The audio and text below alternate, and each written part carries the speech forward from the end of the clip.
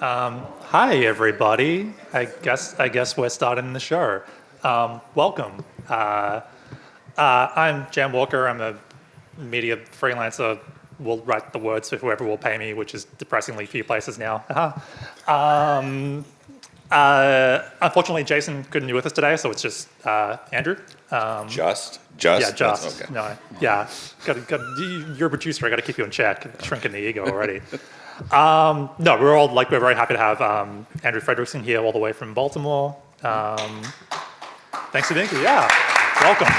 That's a plant. He works with us too. So, how you doing? How's your week been so far? Doing great. We got here Monday. We're able to adjust to the time zone fairly well and got to walk around and see an incredible city. So it's been a lot of fun. Cool. First time here, right? First time here. First time across the Pacific. So if any of you have done that flight, you know what it's like. If you haven't, don't do it.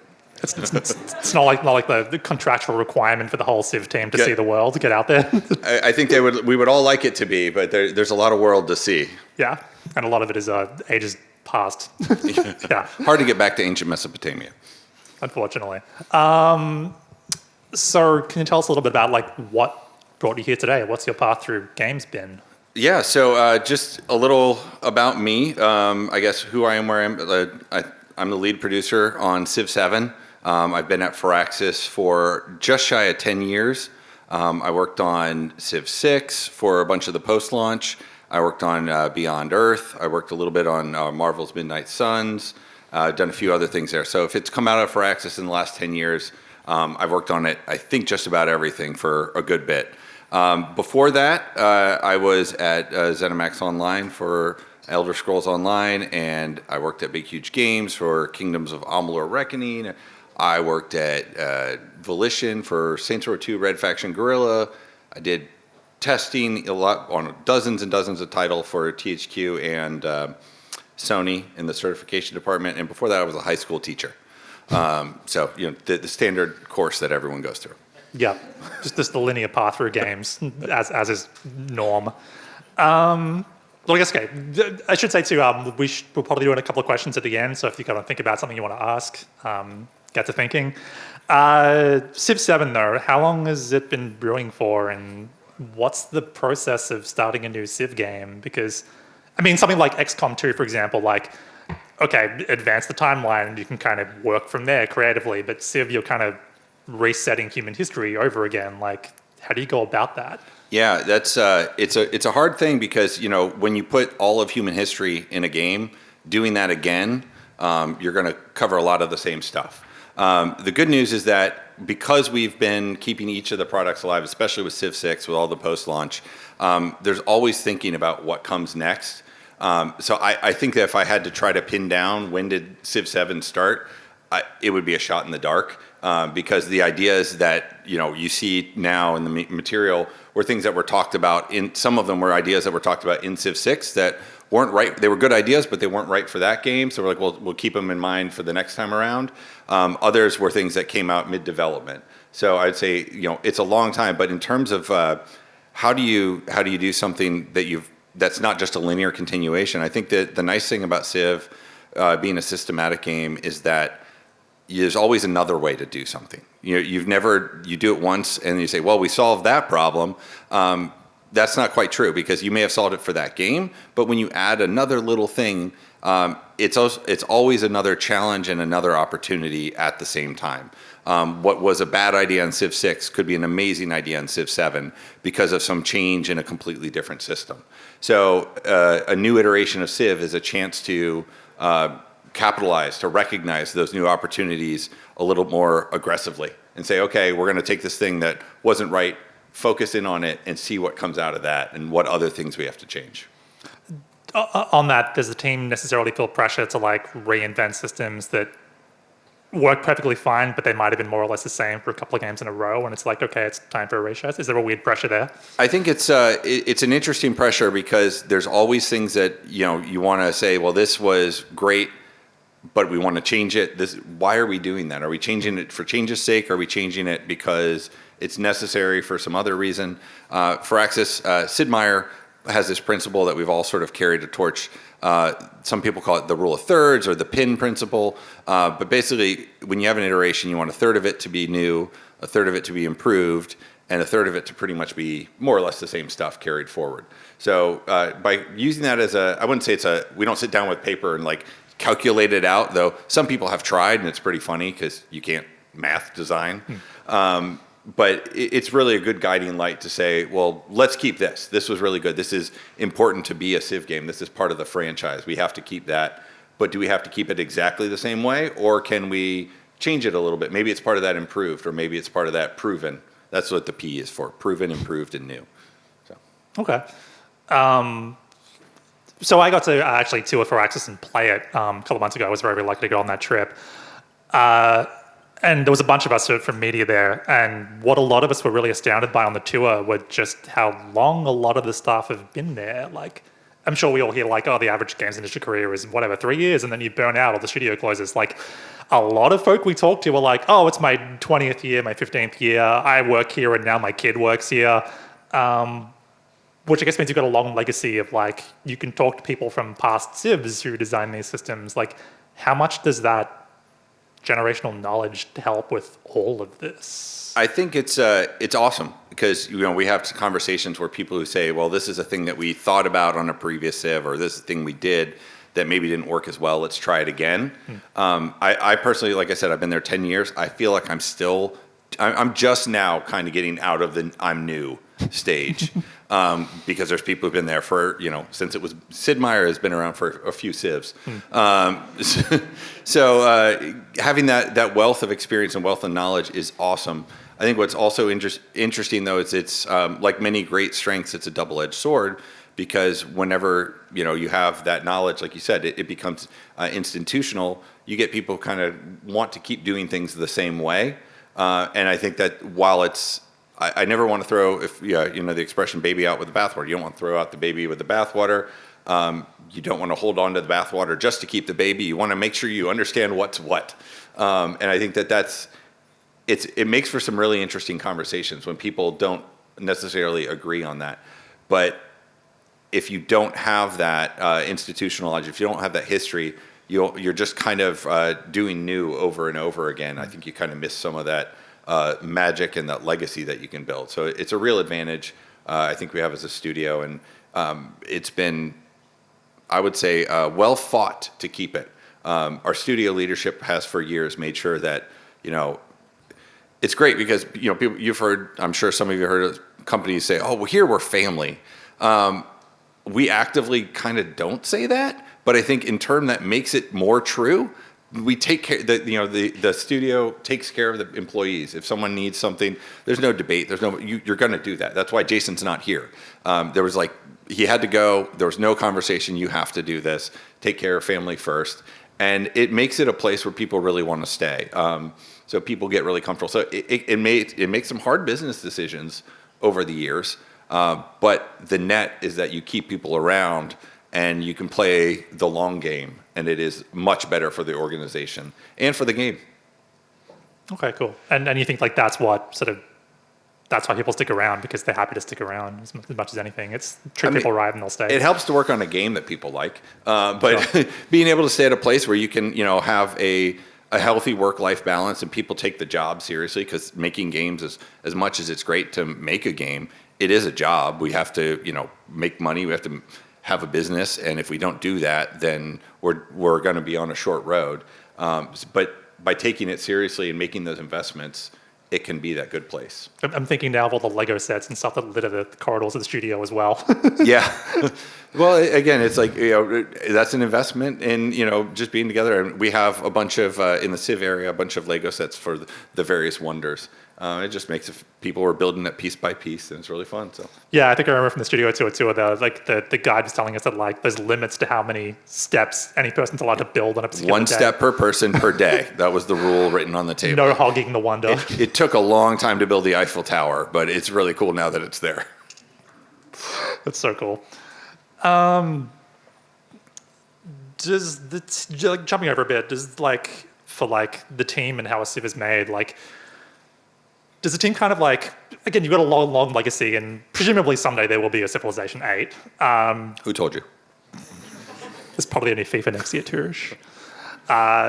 Does the team kind of design gameplay or even like development systems with the future in mind? Do you kind of like, do you guys keep like, oh, this could be a cool idea, but not for this one, maybe for the next one? Like, how much does future foresight go into it? Yeah, I don't think it's quite as much as like, okay, we'll write this one down, we'll keep this for the next iteration specifically, but there's definitely conversations around that of, yeah, this is a really cool idea, but it doesn't quite fit right now.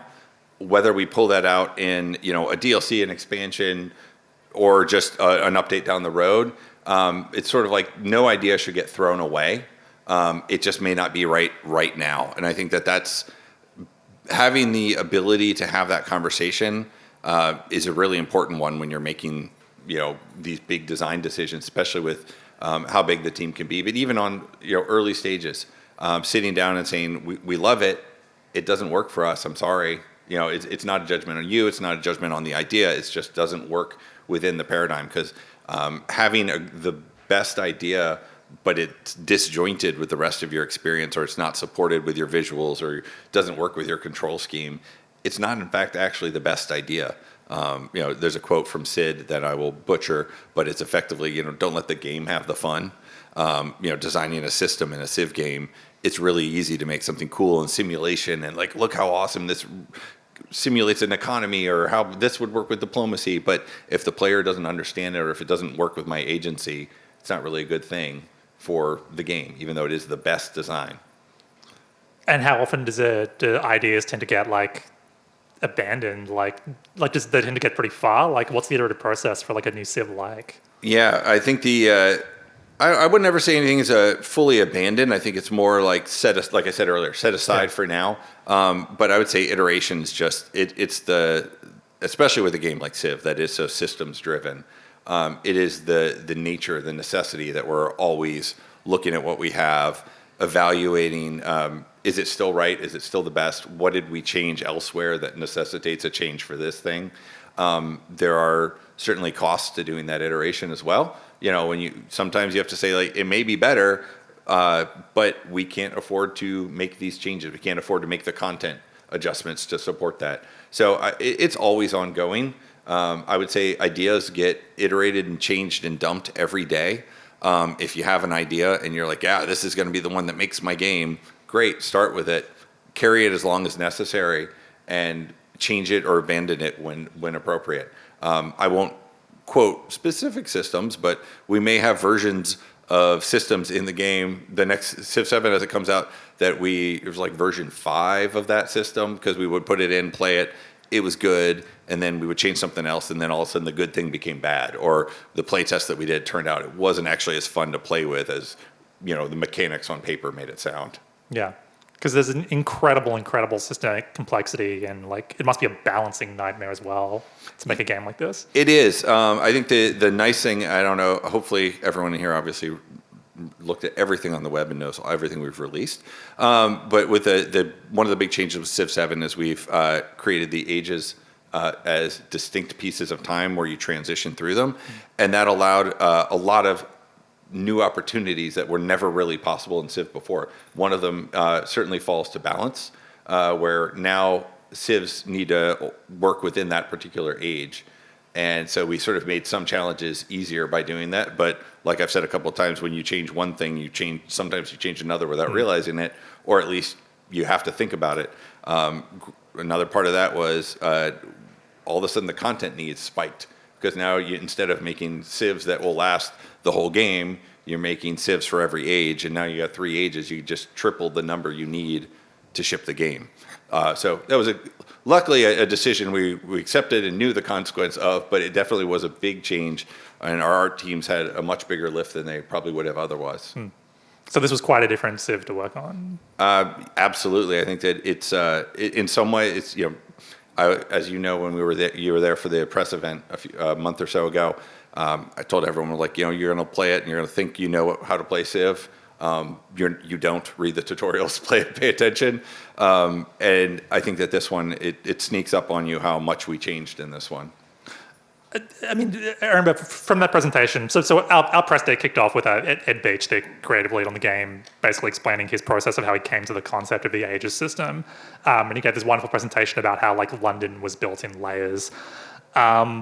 When presumably Ed came to the team with these ideas that was kind of somewhat reinventing the foundation of Civ, was there kind of a bit of like panic, excitement? Like what was that like?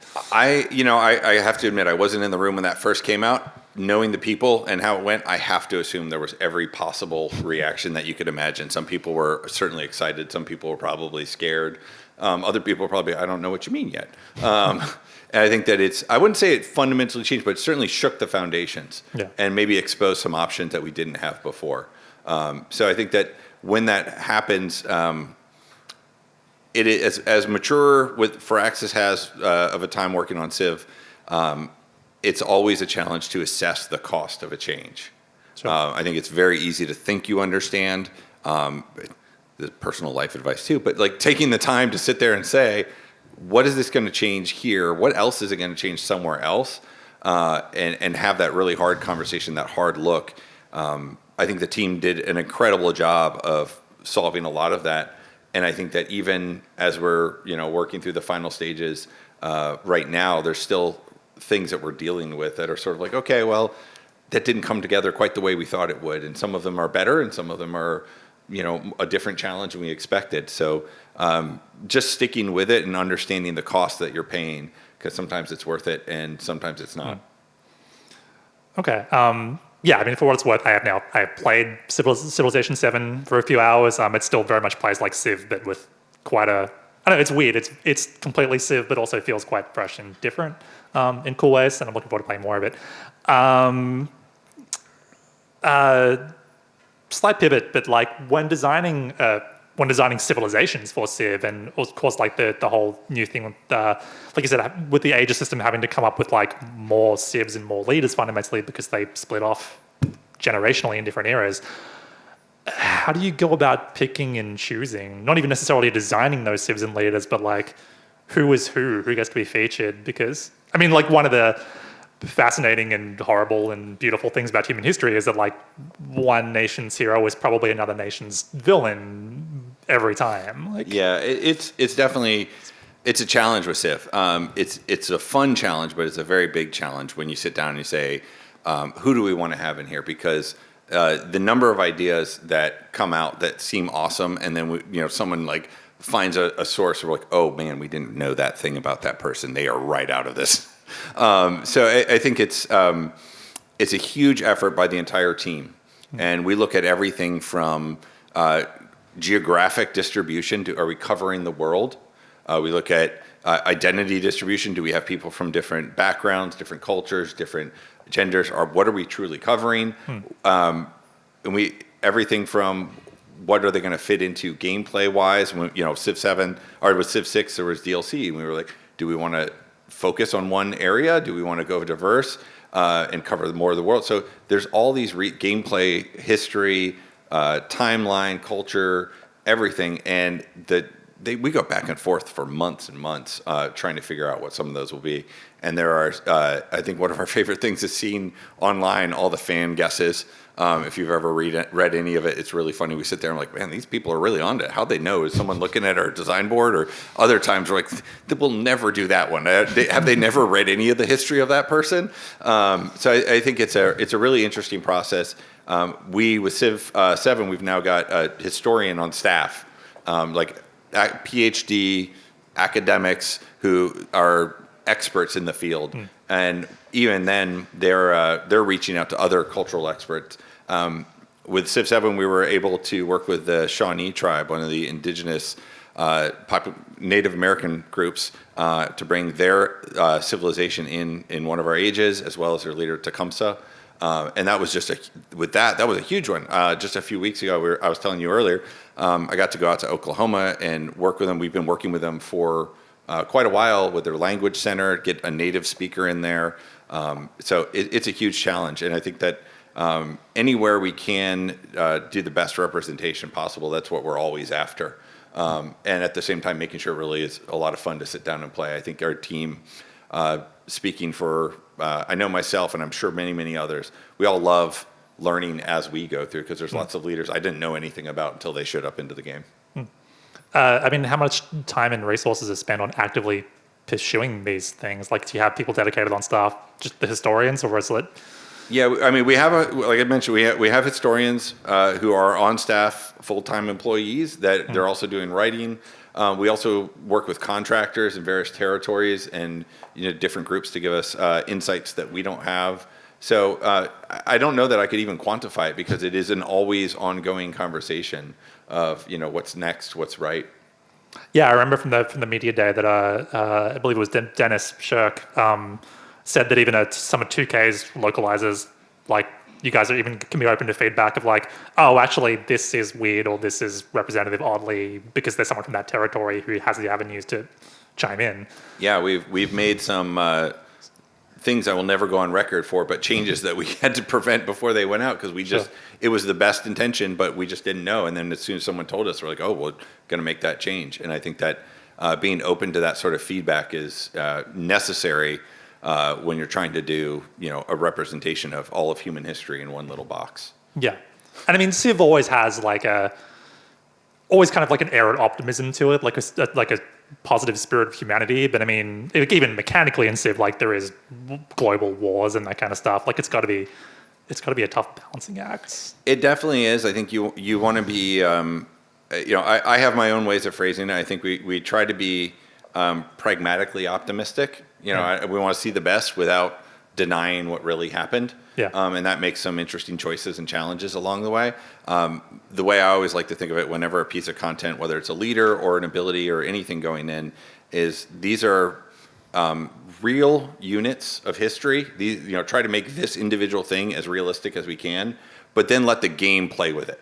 Let the game do stuff that didn't actually happen. And that way it's sort of like we're true to history at the same time letting you play with the pieces as the player and tell the story that you want to tell or, deal with the consequences that you created or the Gandhi that comes after you because of the bug. Yeah, I mean, that's what the magic of like Civ really is. Like, that's what I always found compelling was that emergent storytelling of like you finding your own narrative arc and maybe becoming vengeful 1,000 years later because of prior slights and like, that's where the fun lies, definitely. Going back to like a higher level of that, like complexity and everything, like Civ 7, you guys announced right from the get-go that you're releasing on everything day and date, including like Linux and PS4 and Switch, like the works. And then was it cross-play, cross-save? Yeah. That's insane.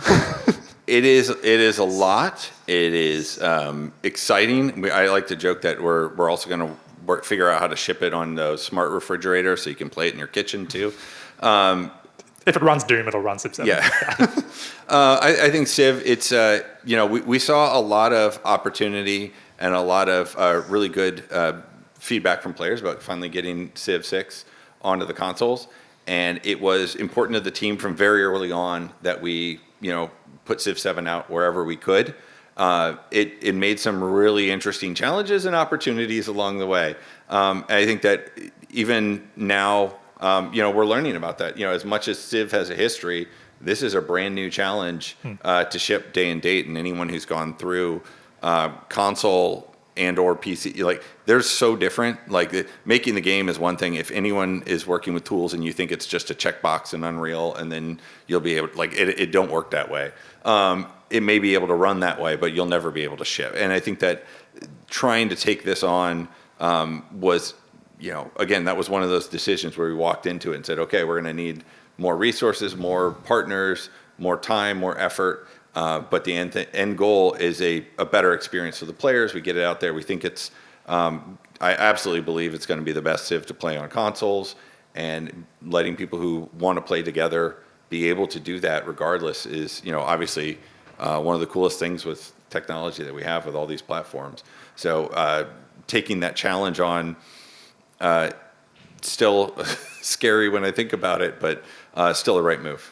Was that a day one very beginning decision? Like that's got to be a big thing to take I on? don't ever remember it not being part of the conversation. Which is assumed. Yeah, I wouldn't say it was assumed, but it was sort of like, it's going to be the challenge. We got to take it, but we know we got to do it. And, okay, I don't know everything it's going to cost, but I know it's going to cost.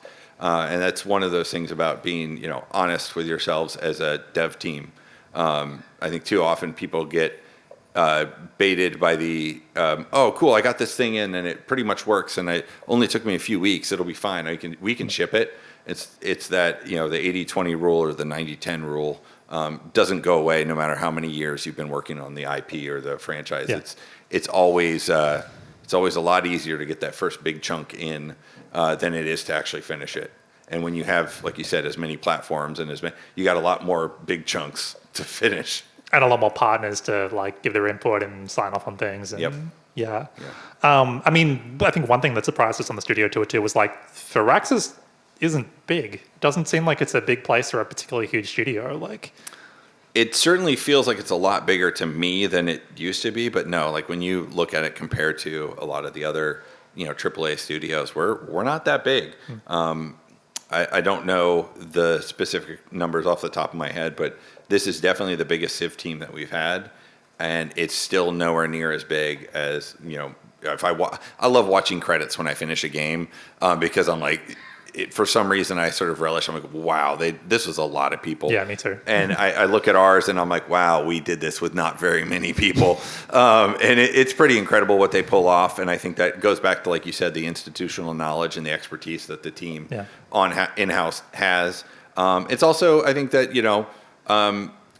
designing to your strengths. And that's one thing that I think Firaxis generally does pretty well. We know that we make strategy games, we make systemic games, and especially with Civ, that means that when we add something, it's not just a linear increase. Sometimes it's a multiplicative increase. You add one more, Civ, and then that's combines with so many other things. So the value add is there, and because we're making smaller pieces individually, and you multiply, it stacks up really quickly. Instead of just saying, okay, we're a linear game, we're going to make one more level. That's just as hard as the 10 others we made before, but it only makes the game 10% longer or something.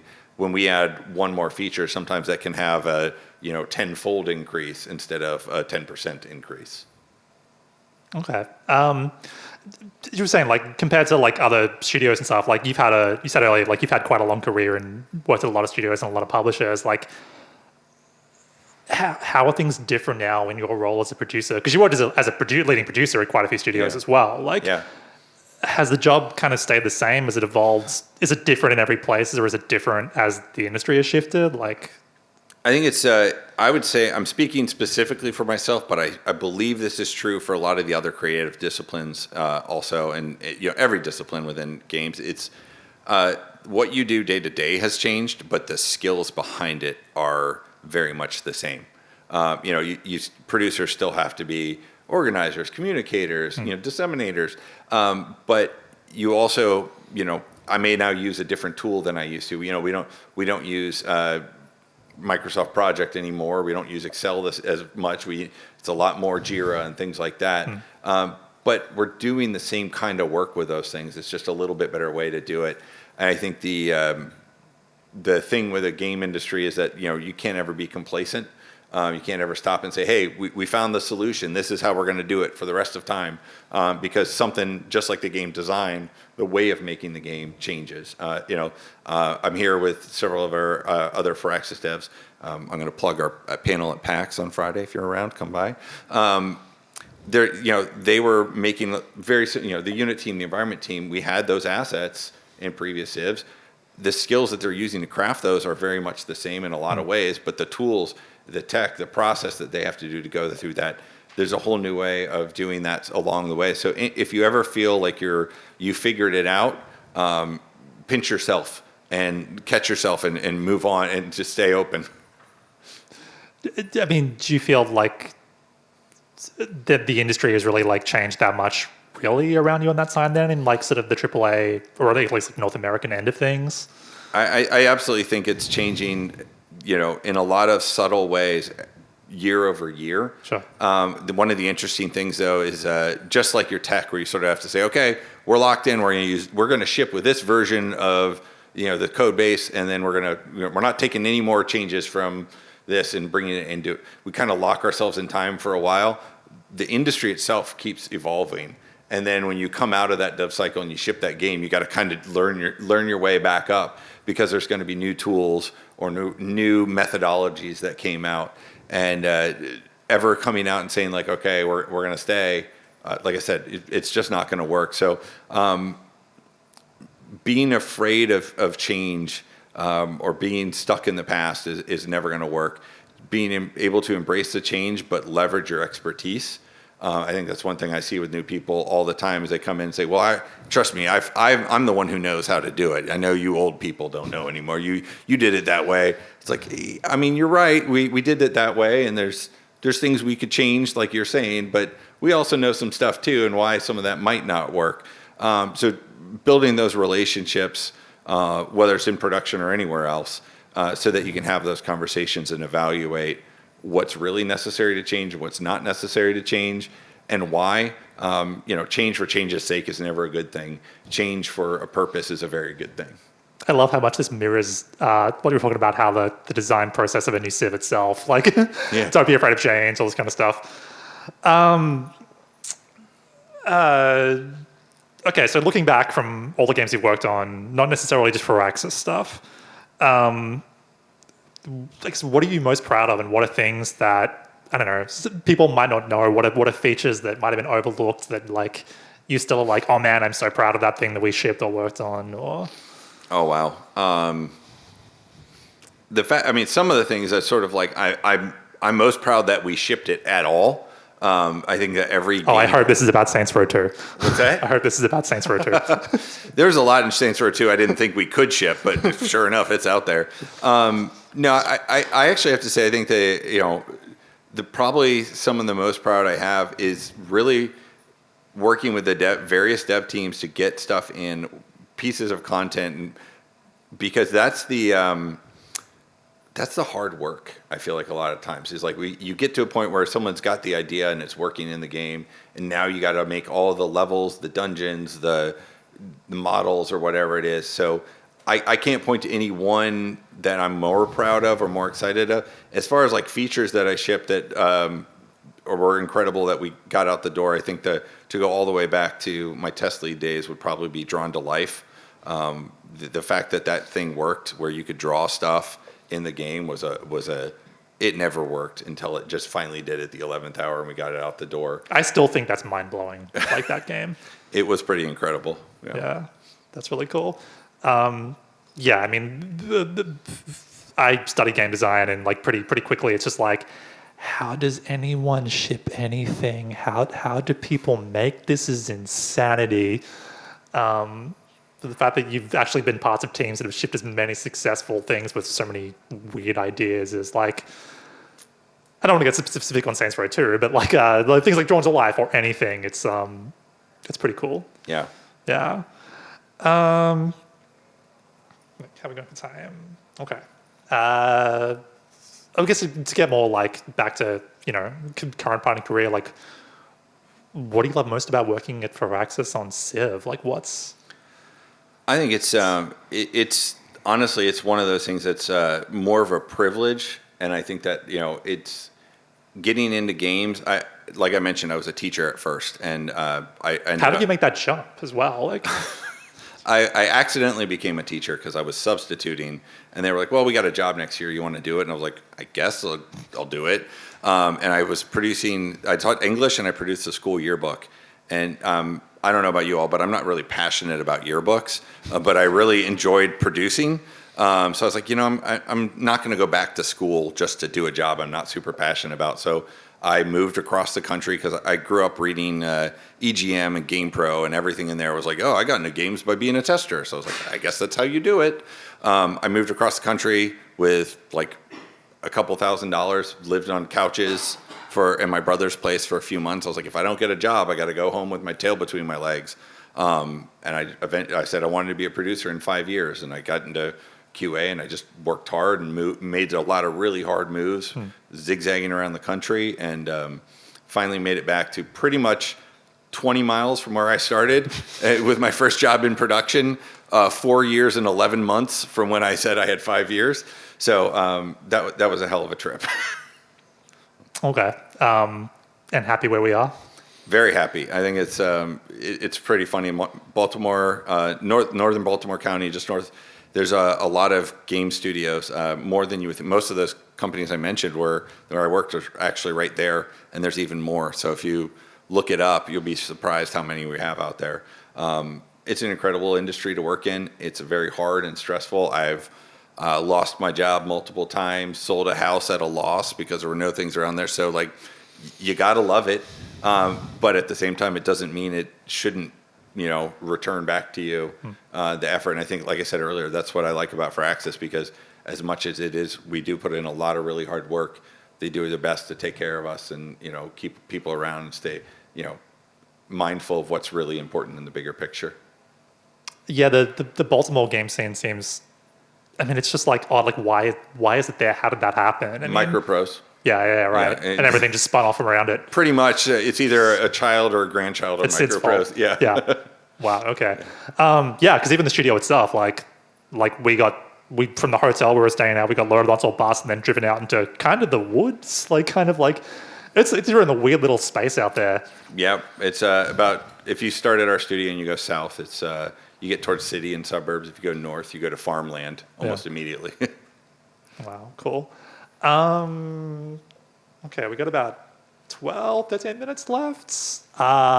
Anyone got any questions? Start here. Yep. A bit of thanks and a bit of criticism first. I'm part Maori, so it was great to see the Maori brought into Civ 6. The criticism is please fix the cloud saves. And the question is, through the ages system in 7, will you encounter civs that are in older ages as you explore and progress? Yeah, so in Civ 7, every civ is locked to an age. So I got to be very careful about which things I don't accidentally reveal here. I'm going to go with Egypt. Egypt is safe. Egypt is an antiquity civ. Egypt is not in exploration or modern. So you will not encounter Egypt again. However, whoever was leading, so if Hatshepsut was leading Egypt in antiquity, Hatshepsut will still be in the game. So you're still fighting. So that was one of our big conversations when we had the ages system. We're like, well, wait, we just broke apart something that had been joined for all of Civ's life cycle. What does that mean for when I go from one age to another? How am I as a player going to remember who I was, friends with or fighting or whatever? We want to make sure. And we did a lot of, just introspection as well as like reading the way people talk about it on the forums. And, we came to the conclusion that people talk about, when you're talking about who you are playing, you usually will refer to the civ that you've chosen, the actual civilization. I'm playing as Egypt. But when you talk about who you're against, you usually talk about the leader that you're against. And that was like, okay, cool. So this is going to work because I was friends with Hatshepsut. I'm still friends with Hatshepsut. And so that allowed us to, stick with that idea. But that was one of those points where you have to stop and say, hey, what challenge or opportunities did we open up there? It's really interesting. I never thought about that, but you're absolutely right. And I guess it's because you see the portraits of other civs, but not your own, and you embody the leader. It's like, well, that's the way it used to work. But if you look at Civ 7, when you go into diplomacy, you actually see your own. Oh, that's leader true. now, too. Yeah, actually, that was really delightful. It was almost like a fighting game loading screen or something. like they're about to do Mortal Kombat or something. There's a few we haven't revealed yet that are really fun when you see them declare war. So I look forward to that. Wow. Okay. Yeah. Sorry. You. Okay. Yep. Hey, yeah, hey. So I have a question about production. How do you decide what goes into the roadmap for Civ 7 and what doesn't? With a lot of other people involved. I think productions, a lot of people who haven't done it, or at least my belief, when I talk to a lot of people, is that production decides. I think production is the facilitator of the decision. If you I think it has to be a collaborative effort along the whole way. And what we do a lot of times when building a roadmap, for example, we're looking at what are the requirements and the goals of our product and how do those stack against each other. And that's one of the hardest things to keep track of, is when something that can feel very, very important to one group or one person or one section of the game may not actually be as important to the whole product. And being willing to have those difficult conversations and say, look, I know you want this on the roadmap, or I know you think this needs to go next, but it doesn't need to because X, Y, and Z. And then I'm not making the decision. I'm facilitating the conversation based on other pieces of data. So I think that you have to extract the why, and you have to carry that forward as a torchbearer and say, the reason this needs to happen in this order or at this time is because of blah, blah, blah, blah, blah. And if you can't do that, people are going to think that you're just making the decisions, or perhaps you are just making the decisions, and then you should check yourself at that. Cool. I want to go to you, because you were the first one in the room, so I know you're keen. Back to when you mentioned playtesting, and particularly when you had to tell the players that you should read the instructions. I've just gone through a playtesting session, and I have discovered even highlighting key parts of the playtest and even putting the how to play section above the entering the game, people actively ignore it. What are some strategies that we could use to make sure that players actually read the instructions without just giving a pop-up tutorial type thing? I always actually credit where credit is due. I always use Mario as the best example, because Mario, every Mario main line at least, the tutorial is really, hey, Bowser showed up and went to the right, I should go to the right, and I'm learn things as I go. So I use it. Obviously, you can't do that with Civ. We don't have a singular direction like that. But that concept of don't try to not make learning the game different from playing the game.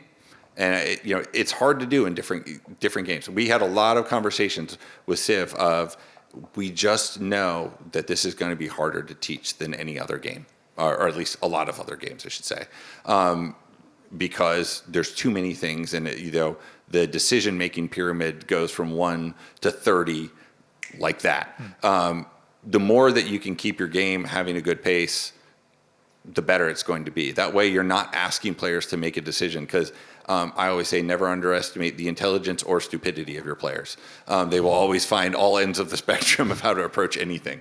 So I think that just putting your tutorial as your game is the most you can is the best way to do it. And that is something that we did in 7. I mean, a lot of our early turns, we made changes to the core gameplay over those turns to support some of that. Now, obviously, that doesn't work for everything, but it did help dramatically in some of our play tests.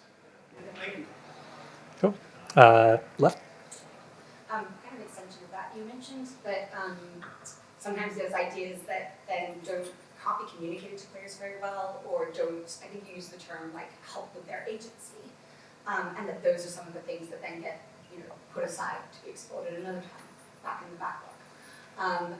I'm just curious if you could dive into that a bit more, like how do you know what is the communication threshold for actually we're not just communicating because players are getting it, and what do you mean by it, like serving their agency? I think like I mentioned, make sure the players are the ones having the fun, not the simulation, not the game. So when we talk about the player's agency, are you choosing to do that, or is the game forcing you to do it? And I think that it's a hard line to walk.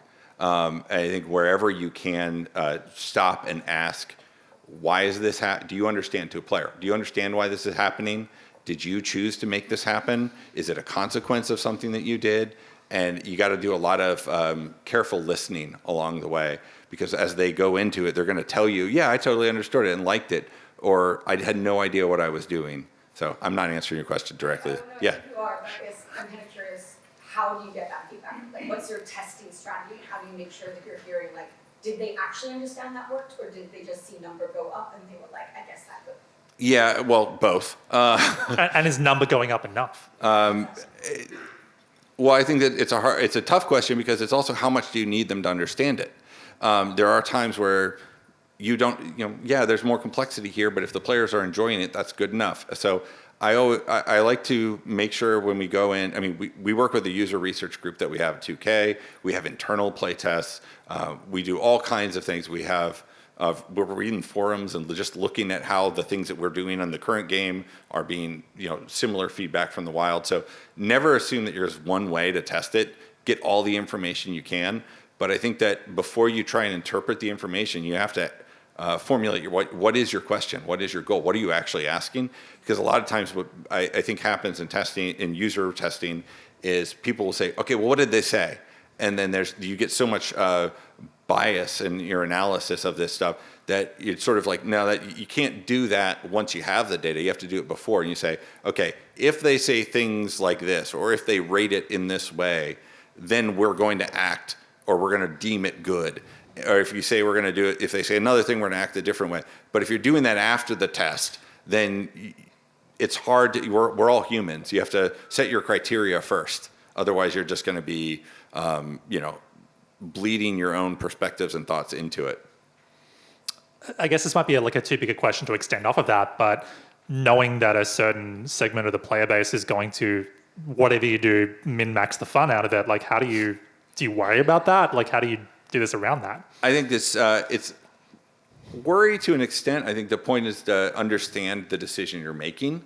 I think that with a game like Civ, it's unavoidable that people, with so many numbers that are manipulated in so many ways, it's unavoidable that people are going to go after that. I think that what you want to avoid, at least for us, a lot of time, is making sure that there is no decision. If there's an optimal choice that's so obvious that it's not interesting, then we want to work around. Why are people always making that choice? Well, they're doing it because it's a good one, or are they doing it because it's the only one? And then you've made a non-choice. That's going to be exponentially harder now with 7 because you can mix and match leaders and civs, and there's like talent trees and stuff more or less too. I mean, without going into the detail, but like we had conversations saying, well, is it more important we balance things this way or that way, or what parts are more important to be balanced better, or which things is it okay to be able to push around a little? Because you're never going to make everything perfect. You got to prioritize.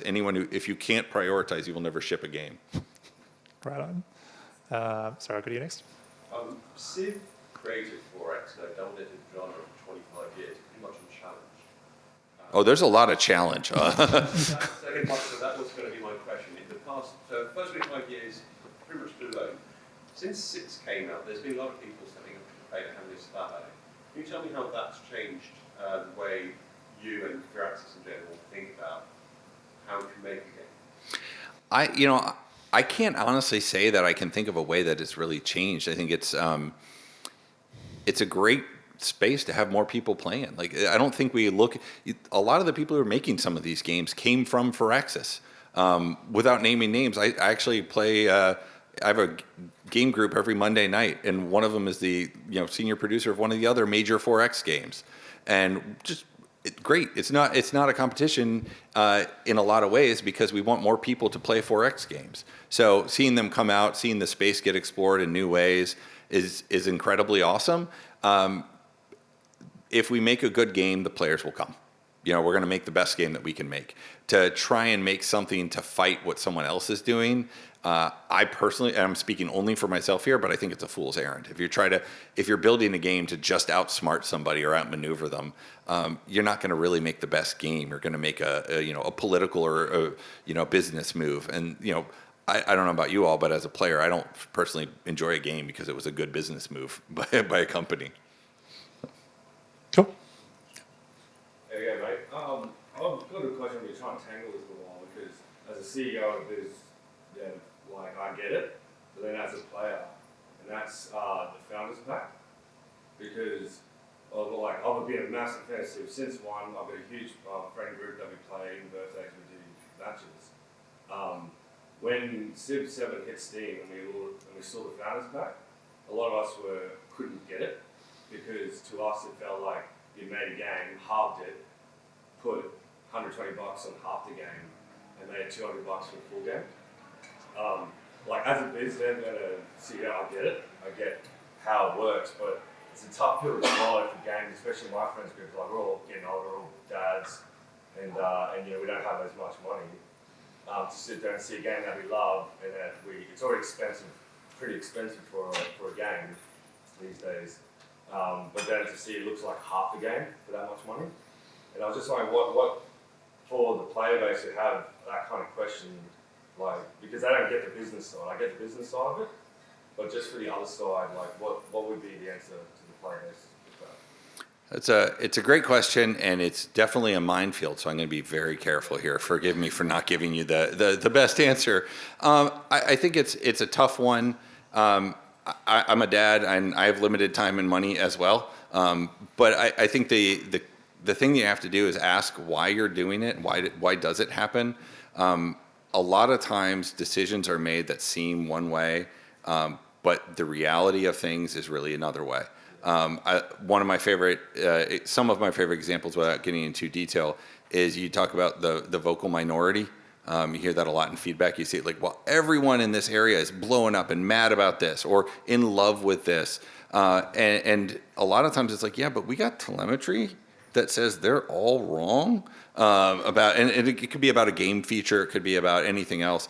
So I think that all I can say is, I think that as a game dev, making those decisions, know why, like I said about all the other stuff, know why you're making the decision and make it. And I don't apologize for them because there isn't really anything to apologize for. But I do wish we could figure out how to communicate the value add so people didn't feel the way that you do, because the feeling is unfortunate. The feeling is not what we ever want someone to feel, like something is a negative experience for them.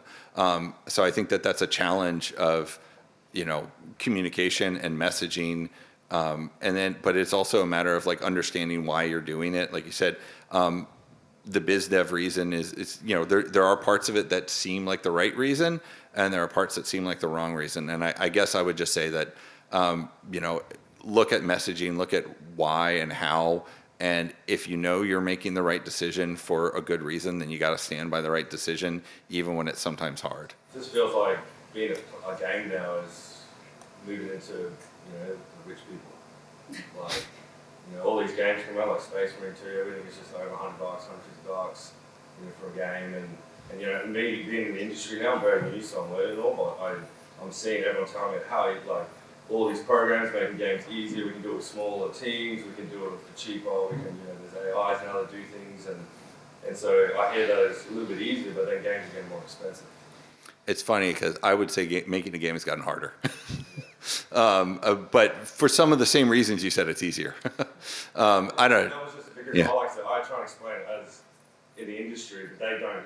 A lot of them are just like, it's just greed and stuff like that. And I get it, like I said, but for me, what was your opinion on that? And this is a question we're asking a lot of people. Yeah. And as I said, it's a hard question to answer. Yeah, it's a hard one, and I think the best thing I can say is just, where you can communicate it, spend time and be honest about the decisions that you're making and make sure they're making them for the right reasons. I can say that there are plenty that I know that are not greed, even though players may sometimes feel like it is, and I'm certain there are ones that are greed out there, and it's a tough minefield to walk, I'd say. Cool. We are out of time, but thank you everyone so much for coming. Thank you, Andrew, for coming all the way here and talking. Thank you, Jim. Being so candid. Thank you all for your time.